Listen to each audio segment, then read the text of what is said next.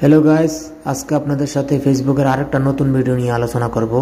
আমরা যখন ফেসবুকে একটা পোস্ট দেই, পোস্টটা খুব গুরুত্ব মনে করে ডিলিট করতে পারতেছি না, কয়েকদিন হয়ে গেছে বা কয়েক মাস হয়ে গেছে, পোস্টটা হুবহুব রেখে কিভাবে আমি ইমেজ অথবা ভিডিও অ্যাড করব সেই বিষয়ে আপনাদের সাথে আজকে বিস্তারিত আলোচনা করব।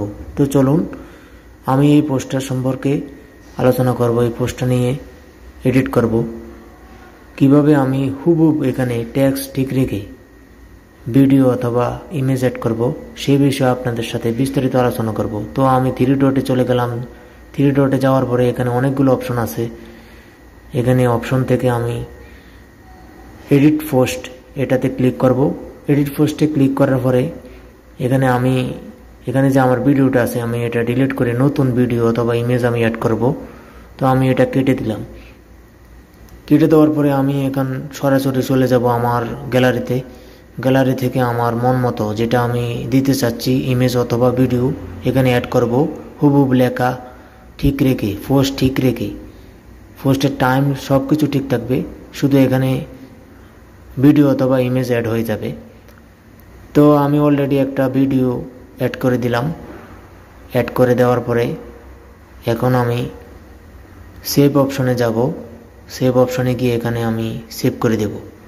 সেভ করে দেওয়ার পরে আমি এখানে দেখব যে এটাতে ভবিষ্যতে কোনো ইস্যু আসবে কিনা, সেটা আমি দেখার জন্য এখানে চলে যাব সি ইনসাইট।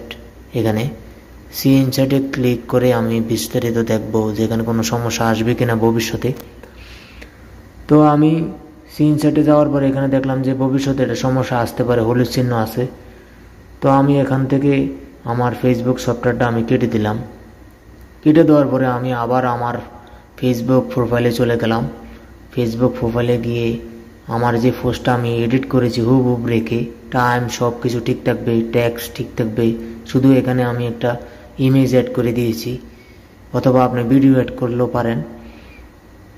তো আমি দেখব এটাতে এখন কোনো ইস্যু আসবে কিনা, আবার আমি এটা চেক দেব। এখন আমি সিন সেটে যাওয়ার পরে আমি দেখলাম যে এখানে সবুজ চিহ্ন এসে গেছে, এখানে কোনো ভবিষ্যতে কোনো ইস্যু আসবে না।